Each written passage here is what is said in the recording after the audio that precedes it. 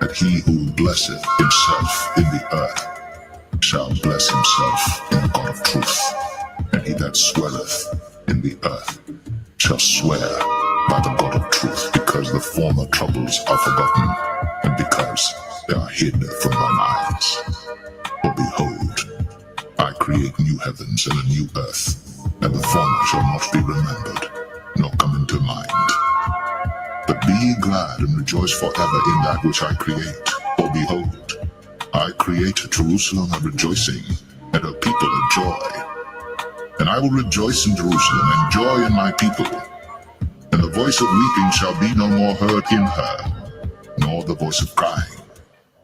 There shall be no more thence an infant of days, nor an old man that hath not filled his days.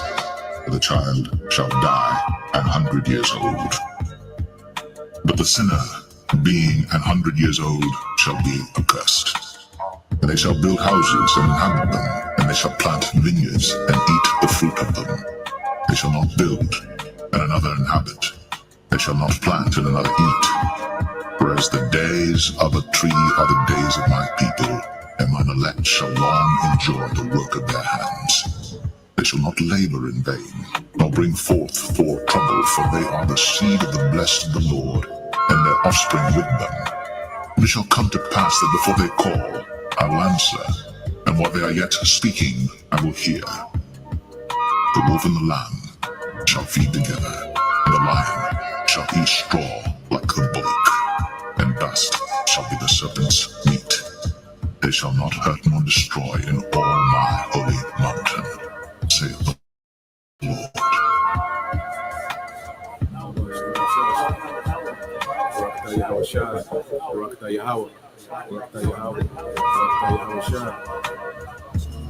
This is exactly what the Most High is going to do with his elect, with the nation of Israel in general. Because the nation of Israel will be a nation of superhumans on the planet Earth. And this is what's coming.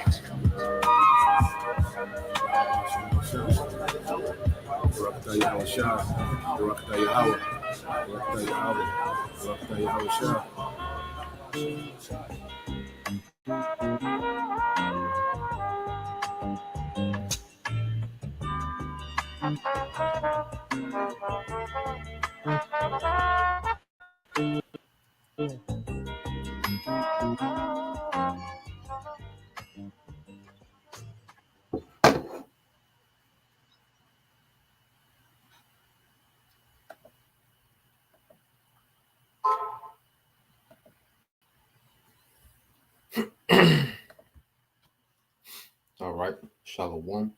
First and foremost, I would like to give all praise and glory unto Yahweh, Bahashem, Yahweh Shah, Bahashem, Rakakwadash. Double honors unto the apostles and the elders of GMS who rule well, teach well, being great examples to his younger brothers, and peace and blessings and salutation to the hopeful they got there pushing his word and truth and in sincerity across the four winds in the name of Yahweh Bashem Yahweh Shai, pushing to get up out of here. Shalom to the hopeful the believers and listeners who have came back to the obedience of the scriptures through faith in Yahweh Bashem Yahweh Shai. All right, so continuing on in the book of 2 Samuel, we made to chapter 18 and 19. And this is when we're going to see Absalom, be judged, for this rebellion. Okay. Absalom, caused a coup, caused a lot of division, amongst Israel. Okay. And the Lord's going to allow him to be judged, so we're getting, to, all right, the point, of the end of this chapter, towards the latter end of King David's rulership.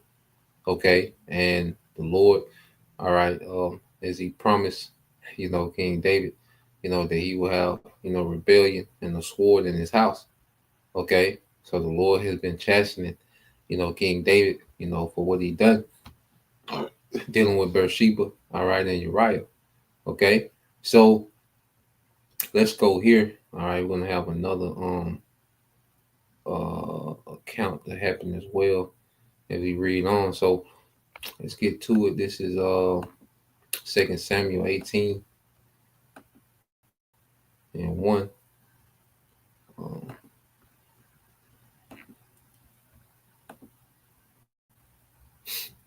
NLT.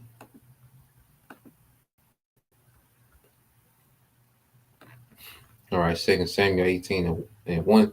It says, David now mustered the men who were with him and appointed generals and captains to lead them. Okay, because remember they had to, go into the wilderness and flee, from Absalom. All right, and regroup.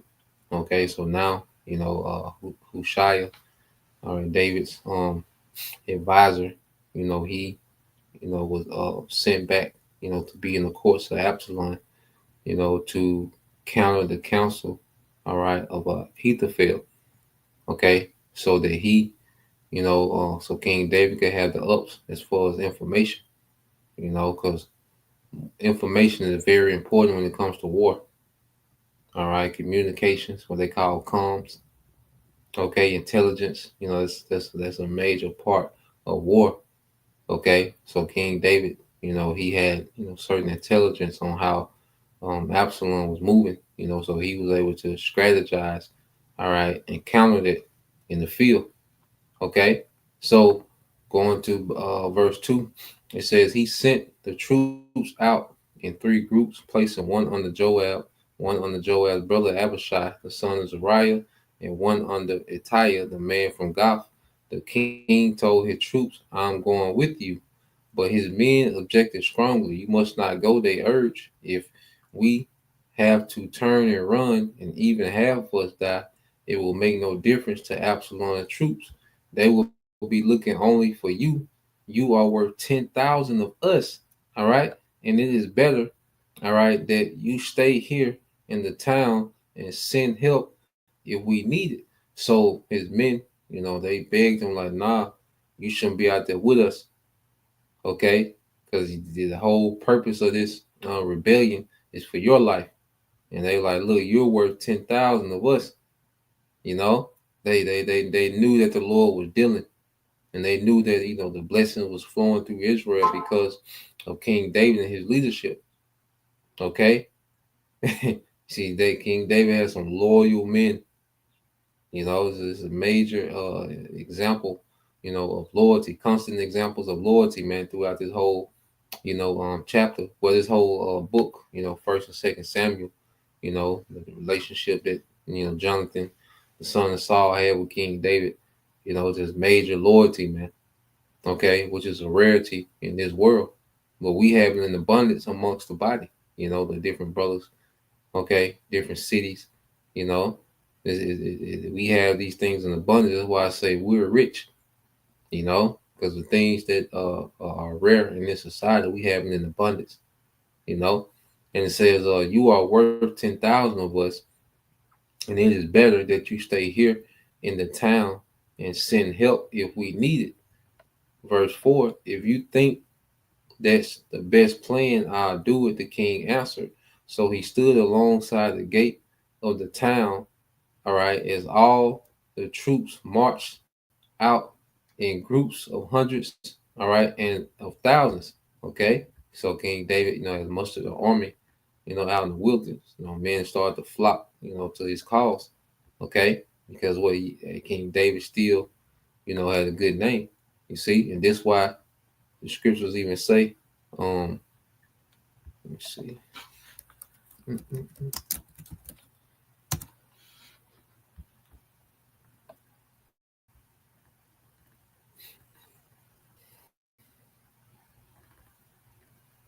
see what we get. Is that in Proverbs?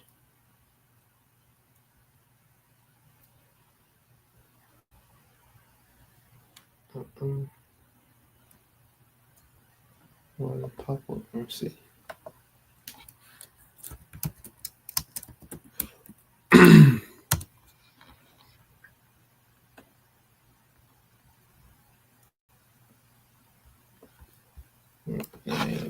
Let's see. It's tripping.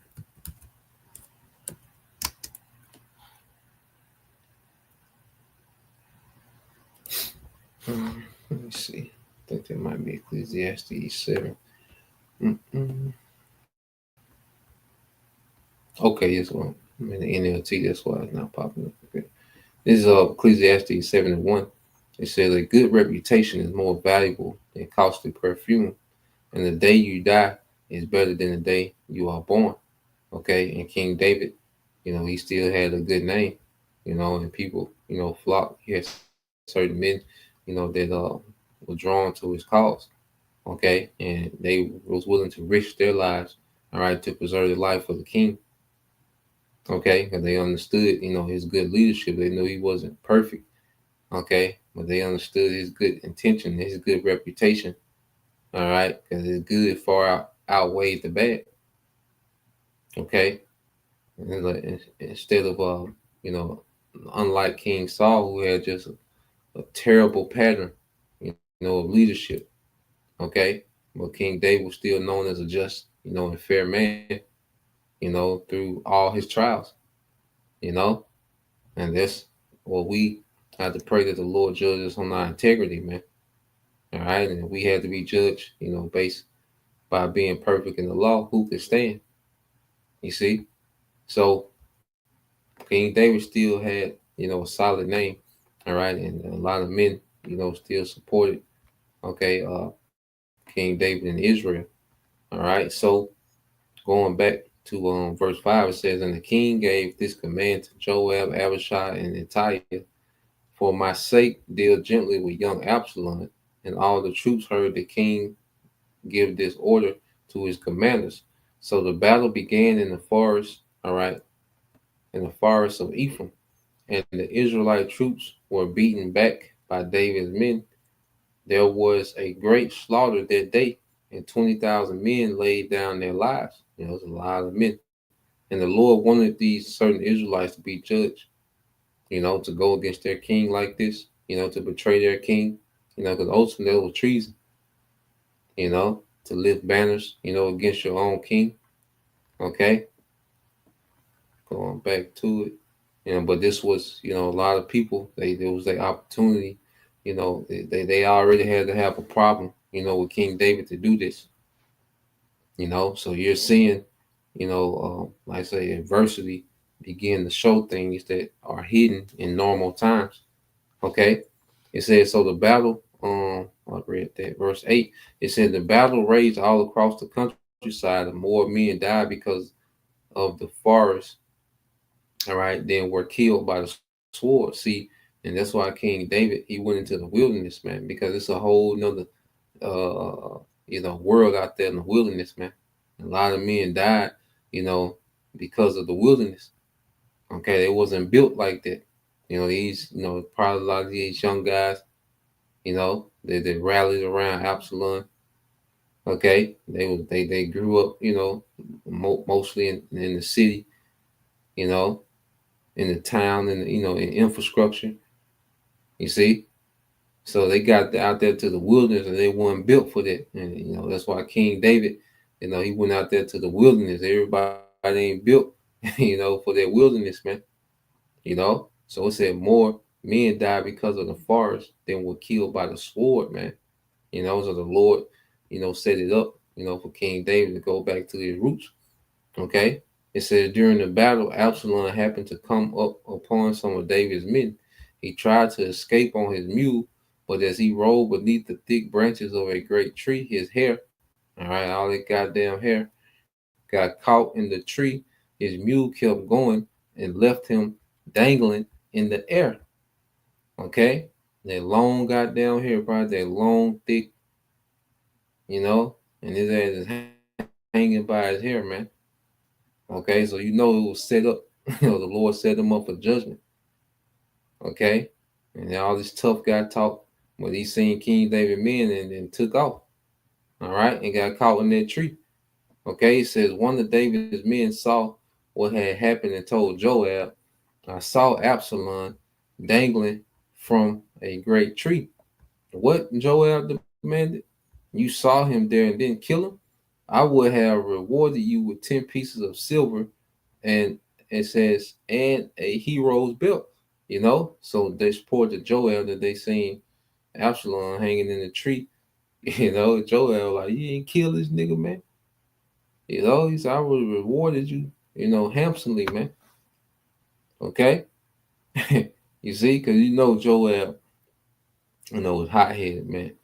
He gets imposed. And when you read it, he sometimes half the time he got the king's best interest in mind. Sometimes he do his own thing a little bit. You know, so Joel, he's one of those guys that's needed. And then sometimes he can be a liability. But most of the time he's an asset. You see, he's one of them type of guys. Okay, so um, Joab, his mind is made up what he wants to do with Absalom. Okay, what I'm saying, he know like Uncle tripping right now. Being emotional for this badass nigga. So Joab like it's on me to do what got to be done. It says so his soldier replied, I would not kill the king's son for even 1,000 pieces of silver, which that's equivalent to $1 million today. It said the man replied to Joab, we all heard the king say to you and Abishai and Attiah, for my sake, please spare young Absalom. So the men were like, nah, I heard the king's order, you know. And it said, but Joab know he has a little leeway. He can do particular things that other men can't do. All right. And it says, and if I had betrayed the king by killing his son, and the king would certainly find out who did it, you yourself will be the first to abandon me. Enough of this nonsense, Joab said. Then he took 3 daggers and plunged them into Absalom's heart as he dangled, still alive, in the great tree. So Joab, yeah, he done with the back and forth. All right, and remember, Absalom burnt his fields. Joab don't let nothing go. you know, this guy don't let nothing go. So he burnt them fields, them barley fields of Joab, so he can force Joab to, come talk to him, so he can get an audience with the king. Okay. So now he done, burnt Joab's barley fields. He done rebelled against the king, got Joab and them out here in the wilderness. Okay. So when Joab see this nigga, he deals with him immediately. Okay. It says 10 of Joab's young armor bearer then surrounded Absalom and killed him. Okay, got it out of there. And it said, then Joab blew the ram's horn, and his men returned from chasing the army of Israel. They threw Absalom's body into a deep pit in the forest and piled a great heap of stones over it, and all Israel fled to their homes.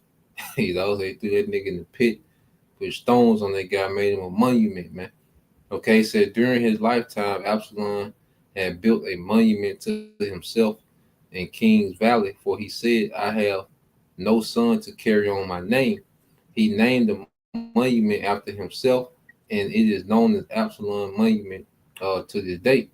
Then Zodak's son, all right, Ahimaaz said, let me run to the king with the good news that the Lord has rescued him from his enemies. No, Joab told him, it wouldn't be good news to the king that his son is dead. You can be my messenger another time, but not today. So Joab already know King David gonna be pissed, you know. So Joab, Ahimaaz, he's younger, all right, kind of simple. All right, he doesn't know the history, because we know, all right, that men have, called themselves, going to tell, King David good news, and they don't come back. Okay, what they think is good news, and Joab know, how, you know, King David, felt about Absalom. So he telling Ahimaaz like, look, nah, you don't want to go do that. You don't want to go tell the king that. Okay, because that could have been Ahimaaz's last scene. Okay, so going here to verse 21, it said, then Joab said to a man from Ethiopia, go tell the king what you have seen. That man, it said the man bowed and ran off. But Ahimaaz continued to plead to Joab, whatever happens, please let me go too. Why should you go, my son? Joab replied, there will be no reward for your news. So Joab's, trying to tell him. It says, yes, but let me go anyway. He begged. Joab finally said, "All right, go ahead." So Ahimaaz took, all right, the less demanding route by the way of the plain and ran to Mahanaim, ahead of the Ethiopian. So Joab pretty much sent the Ethiopian on the crash mission. Because he knew like King David might kill these guys, man. You know, it says, while David was sitting between the inner and outer gates of the town, the watchman climbed to the roof of the gateway by the wall, and he looked and he saw a lone man running toward them. He shouted the news down to David, and the king replied, "If he is alone, he has news." As the messenger came closer, the watchman saw another man running toward them. He shouted down, "Here comes another one." The king replied, "He also will have news." The first man runs like Ahimaaz, son of Zodek. The watchman said, "He is a good man and comes with good news." The king replied, "You know, Jake knew how you ran. You know how certain Jakes walk. You see them, or you know who that is by their walk. They just show you that these are just these Jakes, man. It's us, man. You know." And said, then Ahimaaz cried out to the king, "Everything is all right." He bowed before the king with his face to the ground and said, "Praise to the Lord Yahweh Bashem Al Shai, your power, who has handed over the rebels who dared to stand against my lord the king. What about young Absalom?" The king demanded. "Is he all right?" Ahimaaz replied, "When Joab told me to come, there was a lot of commotion, but I didn't know what was happening. Wait here," the king told him. So Ahimaaz stepped aside. Then the man from Ethiopia arrived and said, "I have good news for you, my lord the king. Today the Lord has rescued you from all those who rebelled against you." "What about Absalom?" the king demanded. "Is he all right?" And Ethiopia replied, "May all your enemies, my lord the king, both now and in the future, share the fate of that young man." Okay, so he's letting them know that he's out of there. Then the king was overcome with emotion. He went up to the room over the gateway and burst into tears. And as he went, he cried, "Oh, my son Absalom, my son Absalom, if only I had died instead of you. Oh, Absalom, my son." So King David, he's full of emotion. That's his son. And he's knowing why, because this is the Lord continuing, chastening King David as well, because he knows that his son rebelled based on something that he did, you know, because this was all going back, to 2 Samuel 12th chapter when Nathan, told him that, his house was going to rebel against him and the sword was going to be in his house. So the rebellion and the sword, has been a theme, within King David's household. Okay. And then on the flip side, Absalom, when the Lord wanted to judge that nigga anyway, so why he chose Absalom to rebel. Okay, because King David had, other sons, but he chose Absalom to rebel. So it was something in Absalom, you know. Um, so now we made the chapter 19. Okay, let's read down on this. Yep, this one I was looking for too. The water, bro. Is brother Damawati to your mess in his likeness. Proverbs 22:1 says, "A good name is rather to be chosen than great riches, and love and favor rather than silver and gold." Because even though the Lord, was chastising David, he's not forsaken. Matter of fact, let's get there real quick. Because he still had a good name, amongst his people. Even though he, did what he did. And then he always showed character, in the worst situations. All right. He didn't spiral out of control after he did what he did. He stayed true, to who he always has been, fearing the Lord, being just and fair amongst his people. Okay. So what I finna go to? Oh yeah. I think that's maybe First Corinthians 4th chapter.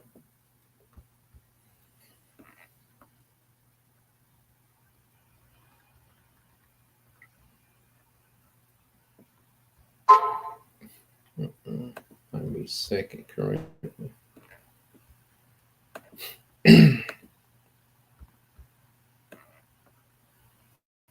this is 2 Corinthians 4 and 8.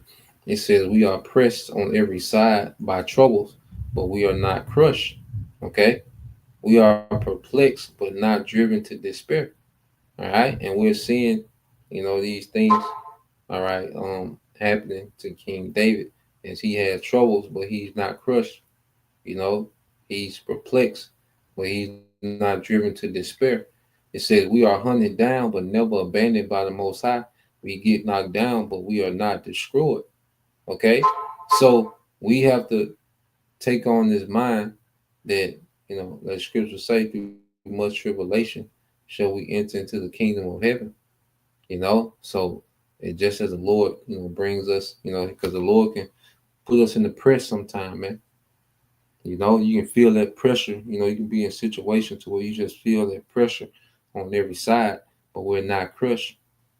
You know, we be perplexed. Things can get kind of perplexed in our situation, but we're not in despair. The Lord ain't got us out here just bad and finished. Okay, we're not done out here, man. Okay, the Lord comes through. He pushes us to the limit. He comes through. He pushes us to the limit, and he comes through. And they're just constantly training us to go through Jacob's trouble, man. What we going through now, these troubles and these little things that we go through now, are our preparation, to trust, okay, and not to panic and not to, be in despair in the times of Jacob's trouble, man.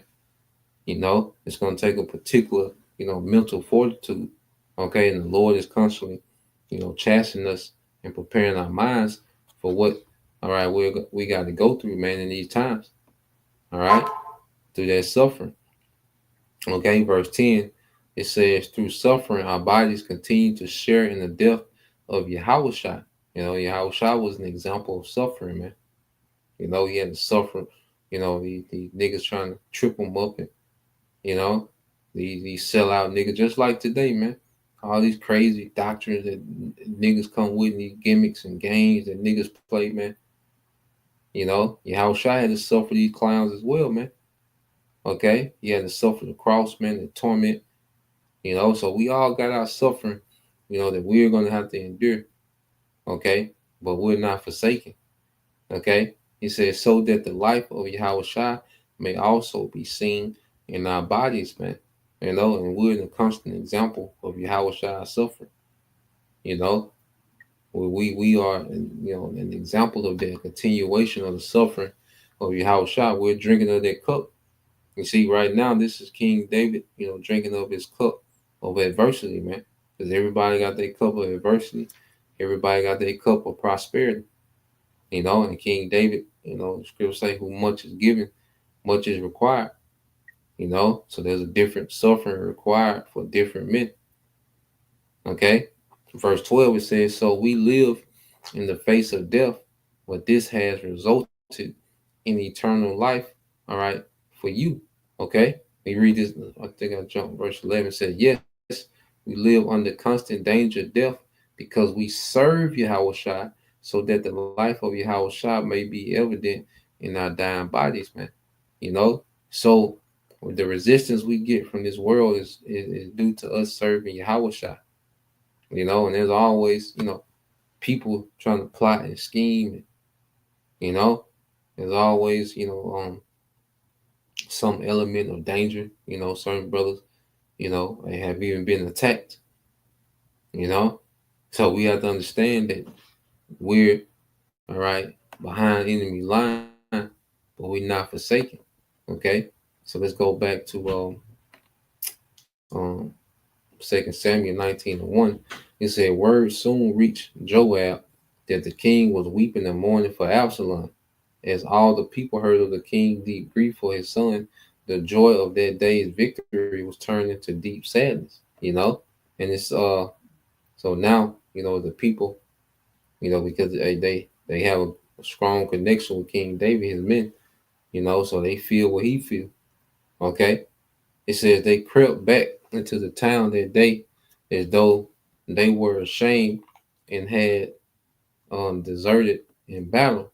The king covered his face with his hands and kept on crying, oh, my son Absalom, Absalom, my son, my son.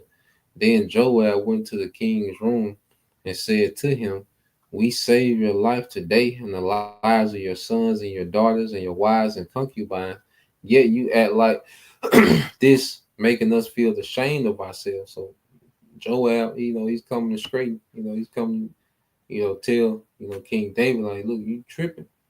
Your son dead, that wicked nigga dead. Okay. And you're mourning, but then you going too far. You act like lies wasn't saved. You crying about this one nigga, you know, who was against everything, man. He was willing to kill you, your family, you know. So Joab, he's in the right spirit, I say Joab is that super, straightforward friend that you need sometimes, you know. And it says, "You seem to love those who hate you and hate those who love you. You have made it clear today that your commanders and troops mean nothing to you. It seems that if Absalom had lived and all of us had died, you would be pleased, you know." So Joab like, God damn, I would Joel like wanted so shit if because Joel had a smart mouth, man. He knew how to make particular points. So he like if all of us were dead, and then Absalom lived, would you be pleased then? You see? So it says it said now go out there and congratulate your troops, because at the end of the day, you know, um, especially as a king, your reaction to things has a ripple effect, you know. So that's why, you have certain sayings, no emotions for a king. Okay. There's certain things that you have to do in privacy, because it can have a ripple effect, on your men, on your people, you know. So, Joab, he went in and he had to get, King David together. He had this, his emotional, breakdown by his son. It says, "Now go out there and congratulate your troops, for I swear by the Lord that if you don't go out, not a single one of them will remain here tonight. Then you will be worse off, all right, than ever before." So he like can't disregard, these men, that have, sacrificed their life on your behalf, and they've won the victory. All right, when you're stuck in this, this stupor. Okay, look, you gotta shake that off, man. You know, niggas die every day, b. You see, this is verse 8 says, "So the king went out and took his seat at the town gate, and as the news spread throughout the town that he was there, everyone went to him. Meanwhile, the Israelites who had supported Absalom fled to their homes, and throughout all the tribes of Israel, there was much discussion and argument going on. The people were saying, 'The king rescued us from our enemies and saved us from the Philistine, but Absalom chased him out of the country.'" So Jake, they like, well, Absalom had King David running, like he rescued us from the Philistines, King David, but Absalom had him running like as if Absalom, was some great mighty man, above King David. All right. And Absalom didn't bust a grape during the whole war. He didn't put his hands on no goddamn body. Okay. And it says, now Absalom, whom we anointed to rule over us, is dead. Why not ask David to come back to be our king again? So Jake, Jake with their arguments and discussions and debates, okay, not understanding the spectrum of what's going on. And it said, "Then King David sent Zadok and Abiathar the priests to say to the elders of Judah, 'Why are you the last ones to welcome back the king into his palace? For I have heard that all Israel is ready. You are my relatives, my own tribe, my own flesh and blood. So why are you the last ones to welcome back, all right, the king?' And David told them to tell Amasa, 'Since you are my own flesh and blood, like Joab, may the Most High strike me and even kill me if I don't appoint you as commander of my army, all right, in his place.'" Now Amasa was a general, okay, for Absalom's troops. Okay, so King David, he wants to reconcile, all his kinsmen. Now he's all about, the reconciliation. Because remember, King David is still living with the fact that his sin is causing all this, so he can't just wild out, because he still has this on his conscience, so he's moving in a particular way. You always have to factor that in, as well. It said, then Amasa convinced all the men of Judah, and they responded unanimously. Unanimously, they sent word to the king, return to us and bring back all who are with you. All right. And it goes into David, coming back, into Jerusalem. Okay. It says, so the king started back to Jerusalem. And when he arrived at the Jordan River, the people of Judah came to Gilgal to meet him and escort him across the river. Shimei, son of Gerah, the man from Benjamin, all right, from Baharim, all right, in Benjamin, hurried across with the men of Judah to welcome King David. 1,000 other men from the tribe of Benjamin were with him, including Zabah, the chief servant of the house of Saul, and Zabah's 15 sons and 20 servants. They rushed down to the Jordan, all right, to the Jordan to meet the king. Okay, so you got Benjamin, okay, Zabah, all right. He's got Shemi, all right, Shimei, okay, and they ain't right neither. It's gonna go into them. All right, so they cross because it's a lot of moving parts. That's why like you watch the Game of Thrones, a lot of moving parts. Everybody trying to get favor from the king. People trying to replace the king. People trying to make their own king. People got all their different personal interests. You know, involved in this thing. Okay, and scriptures speak about that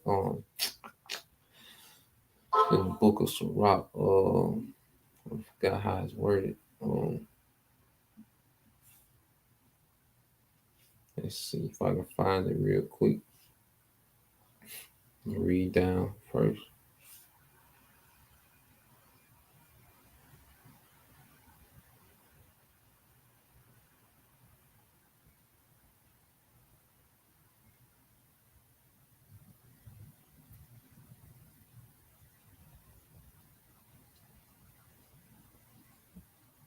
Yeah, I think we'll get that.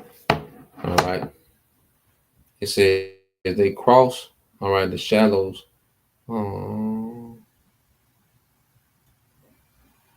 yeah, verse 18 says they crossed the shallows of the Jordan to bring the king's household across the river, helping him in every way they could. As the king was about to cross the river, Shemaiah fell down before him. My lord, the king, please forgive me, he pleaded. Forget the terrible thing your servant did when you left Jerusalem.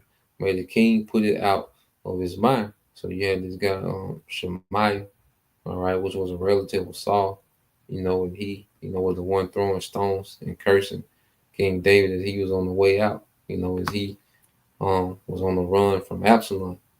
Okay, but now King David is back, in his power. You see, he done flipped the script. Now he's begging for forgiveness, because they had counted King David out. You see, a lot of Israelites, they counted King David out. They thought he was finished. All right, because it don't take much for Jake to jump ship. Okay, so now he's begging, for mercy. All right, and it says, I know how much I sinned. That is why I come here today, the very first person in all Israel to greet my Lord the King, this nigga, man. All right, and the very first person. Now he's using flattery. Okay, and remember he was throwing stones and cursing, following King David into the wilderness, man. Okay, it says, then Absalom, son of Zariah, said, Shemai should die, for he cursed the Lord's anointed king. Remember, Abishai is Joab's younger brother, so he like, look, let's put this nigga to death, you know. You see, but King David gonna have mercy. King David was a merciful man. All right.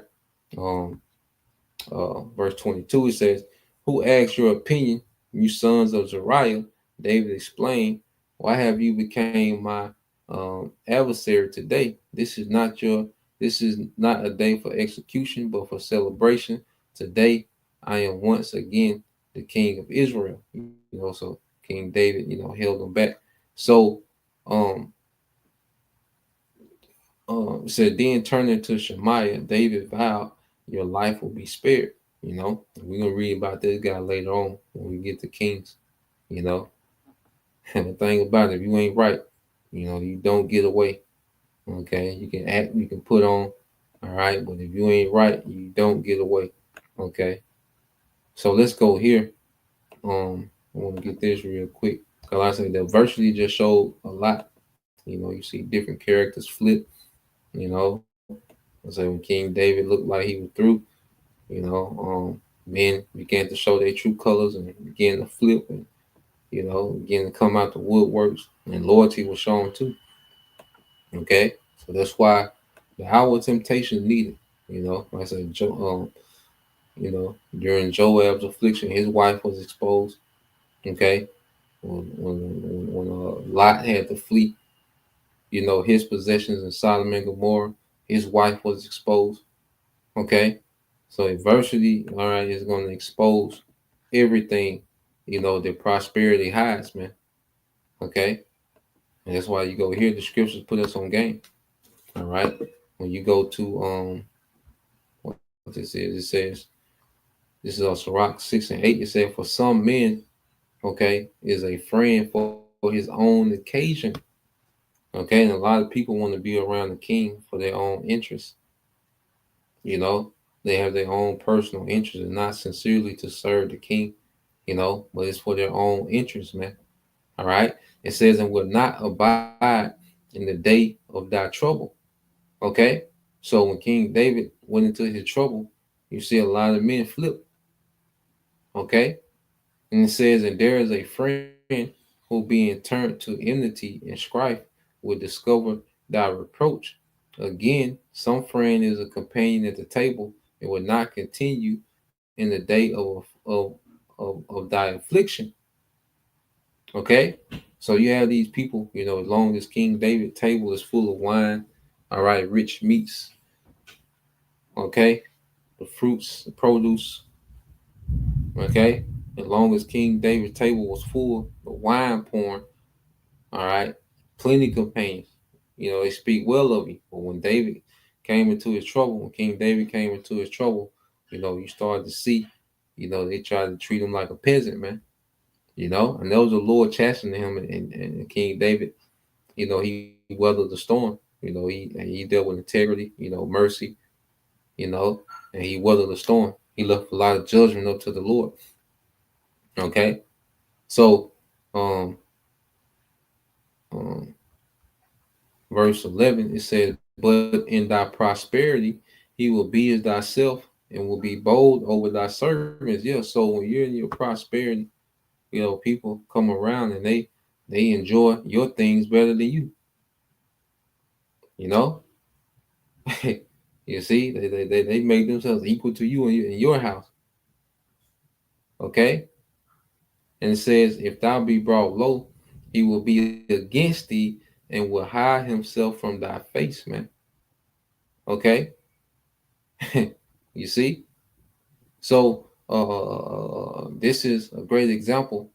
All right, as we're reading King David, hey, this Jacob's trouble. Remember, you know, we're gonna be brought low. Okay, someone's gonna be homeless. All right, carless. Okay, not gonna have a pot to piss in, man. You see, but we're gonna have our power. You see, and our faith. You know, and we're gonna be fully dependent on Yahweh Shemal Shah. Okay, so to the world, it's gonna look like we've been brought low. Okay, and anyone that was against us, it's gonna show in that time. They're not gonna be able to pretend like they with you in adversity, man. Okay, there's very few people that's willing to be homeless with you. Very few people. Okay, and it's gonna be shown. All right, in these times to come. And it says, separate thyself from thy enemies and take heed of thy friends. Okay, and this is why we move. And we in the time now to be as stealth as possible, man. It's the time to be all in the mix, to be an open book. You know, we in the time to be in stealth mode, man. You know, and always keep receipts. keep mental receipts of things. When certain things happen and you see certain reactions, shit, take note of it. Okay. Hey, benefit of the doubt. No, that hey, we passed the benefit of the doubt. Shit, take note of everything. You know. Hey, so hey, the Lord telling us something, man. You know, the receipts paint a picture. Okay, so let's go back to Second Samuel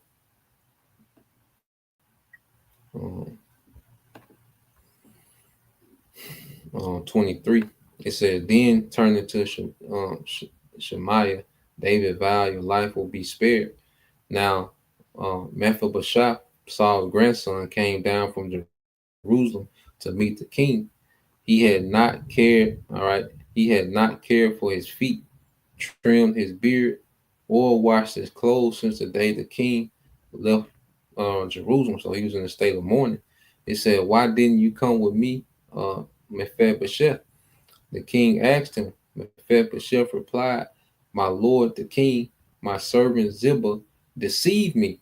I told him, saddle my donkey so I can go with the king, for as you know, I am crippled. Ziba had slandered me by saying that I refused to come, but I know that my lord the king is like an angel of the Most High, so do what you think is best." So Ziba, he pretty much took this opportunity to slander Mephibosheth, because remember, he was a steward over Mephibosheth's estates. Okay, and as you can see, as Ziba was able to give, King David and his men, that abundance, and victuals, that land was extremely productive. Okay, so Ziba, he took this opportunity to make a move, for his own, ambition, okay, of getting those estates. Okay, so to be lord over those estates. So he took this chance to slander Mephibosheth, all right, to King David. Okay, so Mephibosheth, he comes to King David and let him know, what happened, but then I say he's been in a state of mourning until King David returned. It says, "All my relatives, and all right, and I could expect only death from you, my Lord, but instead you have honored me by allowing me to eat at your own table. What more can I ask?" He says, "You said enough." David replied, "I've decided that you and Ziba will divide your land equally between you." All right, now listen to Mephibosheth. All right, listen to his response. It says, "Give him all of it." All right, Mephibosheth said, "I am content just to have you safely back again, my lord the king." Okay, solid, because when I read um chapter 17, and when Ziba, said that Mephibosheth, you know, he took this opportunity to try to, get the throne, you know, I was like, nah, not my man's, And then I said, that's not like his character, man. So I had to keep reading on a couple more chapters, and then I was like, oh, okay, that sound about right, you know. But yeah, man, he was solid, man. King David, like, look, we just gonna split the land between y'all two, because King David know that it was Zabah's greed, that caused him to do that. So he like, look, we just gonna split the land evenly between y'all. And Mephibosheth was like, look, he can have it, man. I'm not gonna argue with that nigga about that, man. As long as you back, because Mephibosheth he ate at the king's table anyway, you know. So he was good. He had the mindset like, look, I'm not even gonna get into the politics and argue with this nigga. He can have it. He can do his thing. All right, I'm gonna just eat, at the king's table as long as you back safely. I'm good. You know. So Mephibosheth was a real one. As they say. Okay, he was solid. You know, his only intent was, the safety of the king. All right, and that's why even when you go here to and this is how you read about certain men and certain women in the Bible. Hey, this is how you measure up people, okay, that you deal with, man. You measure them up to these accounts, okay. See, the scriptures give us a standard. You read these stories and these accounts, and you see how solid, you know, a lot of our forefathers were, and even some of our foremothers, man. You see how solid they were. Like, that's how you should measure up people, man. Okay, according to these accounts, man, we have a lot of examples. Okay, of having some thorough forefathers, and even some thorough foremothers, man. Like you see them, like, okay, this, what I'm saying, this is it. You see, so you go here.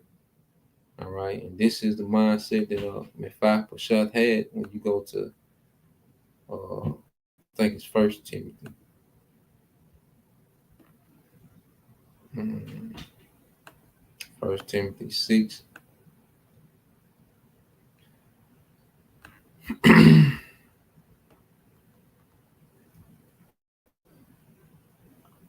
All right, 1 Timothy chapter 6.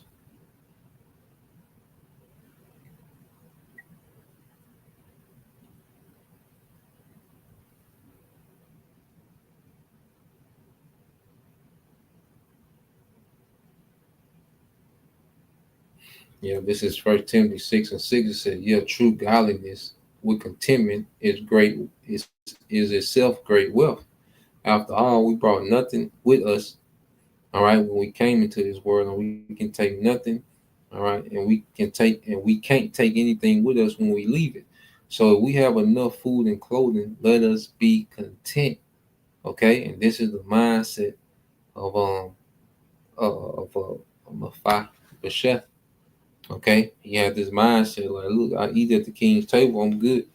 You back in safety. Israel good, I'm good, I'm content. So he had godliness with contentment. Okay, but his spirit was wealthy, man. Because there's value. That loyalty is extremely rare and valuable, man. Okay, verse 9 it says, "But people who long to be rich fall into temptation or are trapped by many foolish and harmful desires that plunge them into ruin and destruction, man." And a guy like Ziba, which it doesn't go into, how he ended, but this was a guy who longed to be rich. Okay, so there's no telling what he fell into. There's no telling how, because we know the Lord is going to judge. The Lord going to judge their cause, man. He smeared, the name of someone that was righteous, man. Okay, he attempted to, but the Lord allowed it to be, mended. So going back into 2 Samuel 19, all right, um,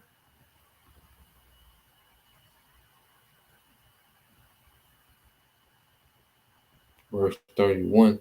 All right, it now says, Barzillai of Gilead had come down from Rogalim to escort the king across the Jordan. He was very old, about 80, and very wealthy. He was the one who had provided food for the king during his stay at Mahanaim. So you had wealthy men from these wealthy houses, that was providing for King David. And it says, "Come across with me and live in Jerusalem." The king said to Barzillai, "I will take care of you there." And it says, "No," he replied, I am too I am far too old to go with the king to Jerusalem." Okay? So this man, he wasn't concerned about status and clout, and being known as a friend of the king and all around the king and in the entourage. He like, "No, I'm good. I'm just coming to see you across, you know, and then I'm out of here, you know. And it said, "I am 80 years old today, and I can no longer enjoy anything." Food and wine are no longer tasty, and I cannot hear the singers as they sing. I would only be a burden to my lord the king. So he's up in age, and he like, "Look, I'm good. So I'm ready to get out of here anyway. I'm ready to check out." It said, "Just to go across the Jordan River with the king is all the honor I need." Solid. So now you're seeing, the betrayal, the shystiness, and then you're seeing the people that, are solid, and it's all going to be shown in adversity, man. I can't say it enough. It said, "Then let me return again to die in my own town where my father and mother are buried. But here is your servant, my son Kahim, all right, Kim Hum, let him go with my lord the king and receive whatever you want to give him. Okay, so he like, look, just take my son, whatever you're gonna give me, just give it, to him. It says, good, the king agreed. Kim Him will go with me, and I will help him in any way you would like, and I will do for you anything you want. So all the people crossed the Jordan with the king after David had blessed Barzillai and kissed him. Barzillai returned to his own home. The king, all right, then crossed over Gilgal, taking King Hum with him. All the troops of Judah and half the troops of Israel escorted the king on his way. But all the men of Israel complained to the king. The men of Judah stole the king and didn't give us honor of helping take you, all right, your household and all your men across the Jordan. He arguing, he come Jacob with some petty argument, you know. Then the men of Judah replied, the king is one of our own kinsmen. Why should this make you angry? We haven't eaten we haven't eaten any of the king's food or received any special favors, but there are 10 tribes in Israel, the others replied. So we have 10 times as much right to the king as you do. What right do you have to treat us with such contempt? Weren't we the first to speak of bringing him back to be our king again? The argument continued back and forth, and the men of Judah spoke even more harshly, all right, um, than the men of Israel. So you had this argument, and we're going to see where the root of that argument is coming from, because all it takes is one nigga to start a rebellion. So when we go into the next chapter, we're going to go into the root of this little debate, all right, and that's going to be, snuffed out, So, um, yeah, that's the point in that. Just want to go into that this morning. All right. So Lord will, you brothers, all right, and you sisters edified once again. I'm gonna give all praise, honor, and glory unto Yahweh, Bahashem, Yahweh Shai, Bahashem Kakwadash, and double honors unto the apostles and the elders of GMS who rule well, teach well, being great examples to each other brothers, and peace and blessing salutations to the hopeful. Shalom.